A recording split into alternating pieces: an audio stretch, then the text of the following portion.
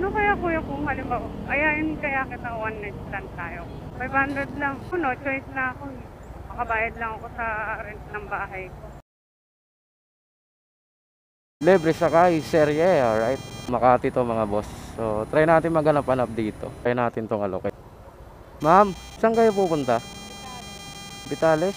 Ma'am, magpapakilala po ako. Isa po akong vlogger. So, ang content ko ay libreng sakay. Baka gusto nyo po, atid ko na po kayo. Alam ko naman yon, yung Vitales na yon. Kapit yan sa Terminal 1 Airport, di ba? Ayun. Kunin ko lang yung Lalakarin mo pala sana hanggang EDSA, ma'am. Bakit ka naglalakad? Para makatipid na. Pero malayo pa sana yung lalakarin mo, no? Labasan pa ng EDSA. Kailangan magtipid eh. Malayo pa sana talaga yun, no? Doon pa yung labasan eh. Dito ko sana sasakay. Oo. Saan ka pala galing, ma'am? Doon sa kaibigan ko, manghiram sana ako ng pera pang dagdag ko pang bayad ko sa boarding house. Sakto nga lang yung dala kong pera para pamasahe ko pa uwi. Kasi pag hindi ako nakabayad, paalisin na kami sa boarding house namin. Ay, ganun po ba? So, ibig sabihin, bigay na ng taning yung may-ari ng boarding house. Oo, nagbigay na ng taning. Kailangan pag uwi ko ngayon, meron na ako may bigay sa kanya. Pag wala ako na ibigay, lalabas na lahat ng gamit ko. Hindi ko alam anong gagawin ko eh. So, hindi ka nakahiram doon sa kaibigan mong pinuntahan mo? Wala nga, kaya nga naglalakad ako pag uwi. Nag-iisip ako saan ako maghahanap ng may hiraman. Saka kaya pala, pati pamasahe mo, ninalakad mo na lang, no? Oo, mula pa ako doon sa dulo ng 7-Eleven. Malalagpasan mo rin yan, ma'am. Tiwala lang, di ba? Sabayan mo na rin ng kunting sipag pa. Oo nga. Di ba? Oo. May mga anak kayo, ma'am? Meron. Oo. Ilan po? 2. Tapos, asawa? Wala. Ay? Bakit wala? Anong nangyari, ma'am? Ay, sorry, ma'am, ha. Huwag ma-open sa ko, ha. Okay lang yan. Anong nangyari, ma'am? Bakit wala kayong asawa? Sinuli ka na? Sinasauli pala ang Oo, sinasuli ko na. Sinasauli pala ang asawa mo, boss. Ano bang problema ka sa kanya? Sinauli mo? Wala eh, hindi ko maintindihan ugali niya. Hindi naman siguro kayo kasal, ma'am. Hindi ah. Okay lang. Kasi hindi naman kayo kasal. Pero, kawawa kanyan. Paano yung mga bata? O, tignan mo yan. Na ano ka na? Sa pangbayad mo ng boarding house mo, kamo. Kaya yan. Bagay. Tiwala lang at sipag Oo, lang, di ba? tiwala lang. Saka sipag. Mm-mm. Malalagpasan din ang lahat. Wala ka na rin balak pang pag bumalik siya sa'yo kunyari o kaya nagparamdam. Wala nang balak. As in talagang sarado na, ayaw mo na tanggapin. Ayaw na. Kahit magmakaawa siya, Oo, ayaw ko na. nabigyan mo ng isang chance. Hindi na siguro. Sayang naman pinagdaanan nyo. Ano talaga? So anong gagawin mo ngayon, ma'am? Wala kang nahiraman. Hindi ko alam. Nag-iisip nga ako habang nakabiyahe. Gano'n kasi kahigpit yung namin doon, ang upahan. Ano yon? Wala ka pa naman delay or ilang buwan na yan? Isa lang. Ngayon lang buwan. Hindi talaga mahigpit talaga may-ari doon sa amin. Oo. Talagang rules nila yun, hindi pwedeng ma-delay. Oo. Parang ginawa talaga nilang mandatory rules. Medyo malapit na tayo, ma'am. Dito tayo dadaan, ma'am. Oo. So may Terminal 4. Mas malapit kasi rito kaysa dito sa Baclaran pa eh. Paano talaga yung gagawin nyo yan? Talagang hapon na oh. Hindi ko nga din alam kuya. Ano kaya kuya kung halimbawa, ayain kaya kita one night stand tayo? Pandagdag ko lang sa pangupo ko ng bahay. One night stand? Ano yun, mami? Ano mo yung katawan mo para lang doon sa Oo, wala na akong choice na kasi ako eh.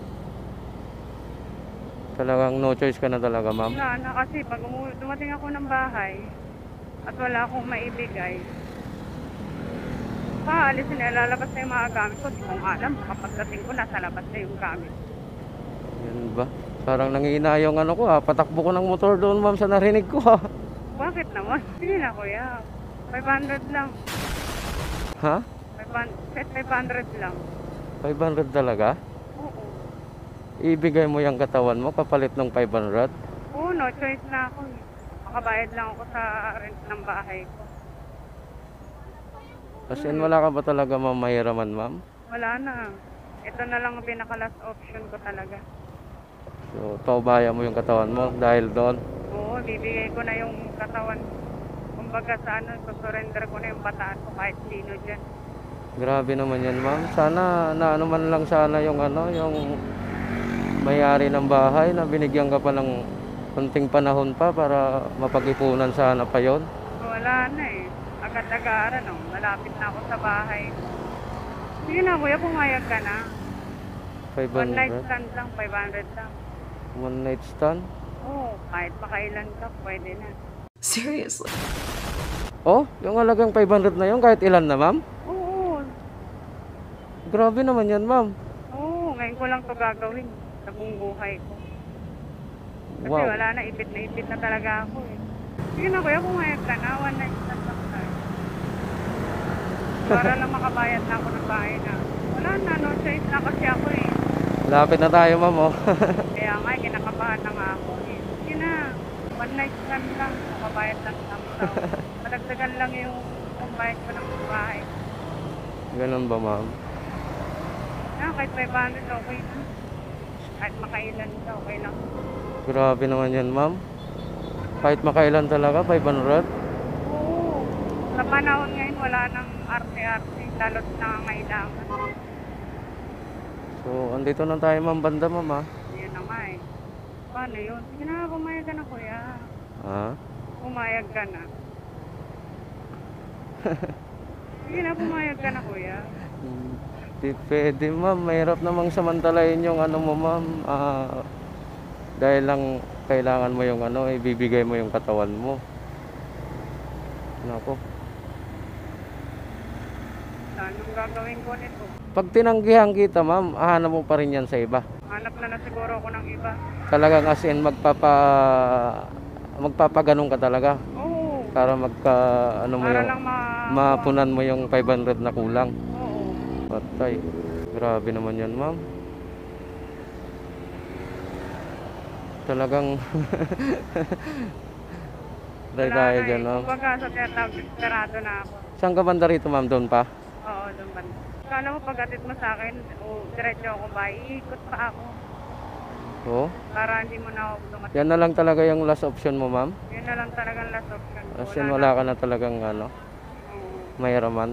wala na talaga. Iikot pa ako niya, hindi pa ako uwi ng bahay para hindi ako ano yung may-ari. Kaya Sige. doon lang ako sa may jeep ng lolo. Ay. Ayun o, yung nakatigil. Dyan ma'am. Oo, dyan lang. Kasi maglalakad-lakad pa ako dyan. Makasakaling makatigil lang. Ayaw mo kasi Ay. kumayan. Maghanap ka talaga ma'am. Ganap talaga ako. Wala na akong option. No choice na ako. Yun lang. Sige na, pumayag ka na. One night lang lang. One night stand lang naman talaga. Oo, 500 lang. Okay. 500. Hindi ka natakot na may camera ako. Hindi naman ako. Kasi sabi ko kanina sa'yo, vlogger ako, di ba? Pasensya ka na. Lutang kasi isip ko kanina nung magsasalita ako. Ah, lutang. Oo, kaya hindi ko ganong naintindihan. Yun lang. Parang sumakay ka na sa akin na parang wala sa utak. Parang ganun. Hindi mo na alam na vlogger ako. Kaya na yun.